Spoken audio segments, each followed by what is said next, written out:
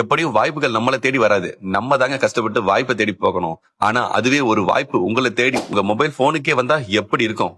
அது மாதிரி எல்லாம் எப்படிப்பா வாய்ப்பு வரும்னு தானே கேக்குறீங்க.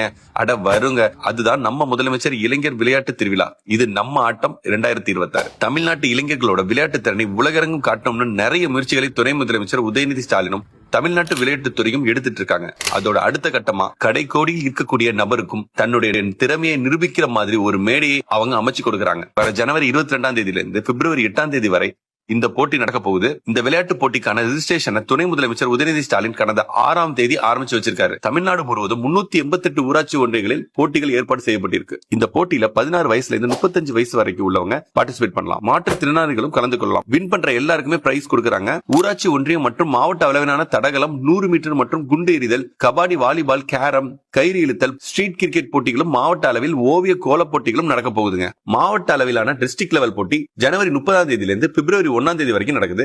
மாநில அளவிலான ஸ்டேட் லெவல் போட்டி பிப்ரவரி 6ஆம் தேதியிலிருந்து பிப்ரவரி 8ஆம் தேதி வரைக்கும் நடக்குதுங்க. ஊராட்சி ஒன்றிய அளவில் ஃபர்ஸ்ட் பிரைஸ் எடுக்கிறவங்களுக்கு 3000, செகண்ட் பிரைஸ்க்கு 2000, தேர்ட் பிரைஸ்க்கு 1000 கொடுக்கறாங்க. மாவட்ட அளவிலான போட்டியில் முதல் பரிசு 6000, இரண்டாம் பரிசு 4000, மூன்றாம் பரிசு 2000 தராங்க.